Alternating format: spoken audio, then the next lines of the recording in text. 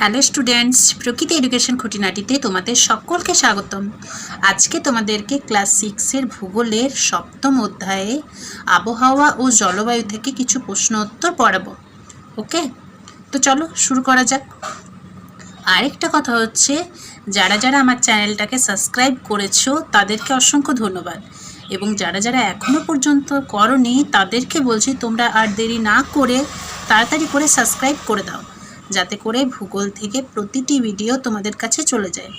ওকে, অবশ্যই তোমরা bell আইকনটাকে press করে রাখবে, যাতে নোটিফিকেশানটা অন রাখবে, যাতে করে সমস্ত ভিডিও তোমাদের কাছে চলে যায়। এবার চলো দেখে নিই প্রশ্ন উত্তরগুলো। প্রথম প্রশ্ন দেখতে পাচ্ছ তোমরা, যখন কোনো স্থানে বায়ুর চাপ কম দেয় সেই অবস্থানকে কি বলে? প্রশ্ন হচ্ছে, যখন কোনো স্থানে বায়ু কম চাপ দেয় সেই অবস্থানকে কি বলে? উত্তর হবে নিম্নচাপ। 2 নম্বর প্রশ্ন, কোন প্রক্রিয়ার জল গ্যাসীয় অবস্থায় পরিবর্তিত হয়? প্রশ্ন হচ্ছে, কোন প্রক্রিয়ায় জল গ্যাসীয় অবস্থায় পরিবর্তিত হয়? উত্তর হবে বাষ্পীভবন প্রক্রিয়ায়।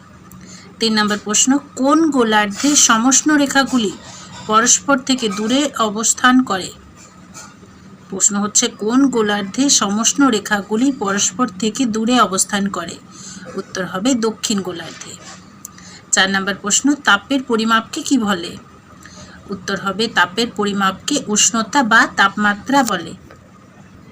পরের প্রশ্ন, কোন পদ্ধতিতে বায়ু সর্বাধিক উত্তপ্ত হয়?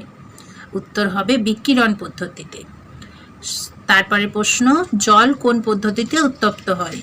উত্তর হবে জল পরিচলন পদ্ধতিতে উত্তপ্ত হয়। পরের প্রশ্ন, কোন ঋতুতে জলীয় বাষ্পের পরিমাণ সবচেয়ে কম থাকে?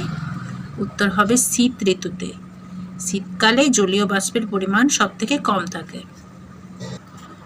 পরের প্রশ্ন, সূর্য থেকে কি পরিমাণ আলো ও তাপ পৃথিবীতে এসে পৌঁছয়? প্রশ্ন হচ্ছে, সূর্য থেকে কি পরিমাণ আলো ও তাপ পৃথিবীতে এসে পৌঁছয়?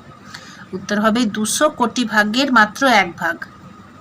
পরের প্রশ্ন, দিনের কোন সময়ে সর্বনিম্ন উষ্ণতা পরিলক্ষিত হয়? উত্তর হবে ভোরবেলায় সর্বনিম্ন উষ্ণতা পরিলক্ষিত হয়। পরের প্রশ্ন, প্রতি 1000 মিটার উচ্চতা বৃদ্ধিতে কত ডিগ্রি সেলসিয়াস উষ্ণতা হ্রাস পায়? প্রশ্ন হচ্ছে, প্রতি 1000 মিটার উচ্চতা বৃদ্ধিতে কত ডিগ্রি সেলসিয়াস উষ্ণতা হ্রাস পায়? উত্তর হবে 6.5 ডিগ্রি সেলসিয়াস। পরের প্রশ্ন, সমান উষ্ণতাযুক্ত স্থানগুলিকে যে কাল্পনিক রেখা দ্বারা যুক্ত করা হয় তাকে কি বলে? প্রশ্ন হচ্ছে, সমান উষ্ণতাযুক্ত স্থানগুলিকে যে কাল্পনিক রেখা দ্বারা যুক্ত করা হয় তাকে কি বলে? উত্তর হবে সমষ্ণ রেখা। পরের প্রশ্ন, বায়ু গতি পরিমাপক যন্ত্রের নাম কি? প্রশ্ন হচ্ছে, বায়ুর গতি পরিমাপক যন্ত্রের নাম কি? উত্তর হবে অ্যানিমোমিটার। পরের প্রশ্ন, জলীয় বাষ্প জলকণায় পরিণত হওয়ার পদ্ধতিকে কি বলে? প্রশ্ন হচ্ছে, জলীয় বাষ্প জলকণায় পরিণত হওয়ার পদ্ধতিকে কি বলে? উত্তর হবে জলীয় বাষ্প জলকণায় পরিণত হওয়ার পদ্ধতিকে বলে ঘনীভবন। পরের প্রশ্ন, দিনের কোন সময়ে সর্বাধিক উষ্ণতা পরিলক্ষিত হয়? প্রশ্ন হচ্ছে, দিনের কোন সময়ে সর্বাধিক উষ্ণতা পরিলক্ষিত হয়? উত্তর হবে দিনের দুপুর 2টোর সময় সর্বাধিক উষ্ণতা পরিলক্ষিত হয়।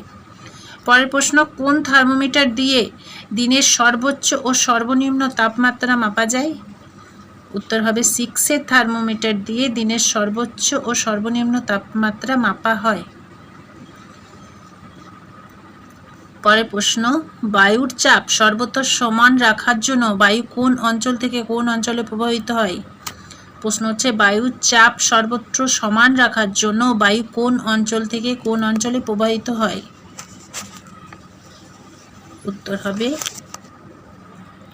উত্তর হলো উচ্চচাপ অঞ্চল থেকে নিম্নচাপ অঞ্চলে।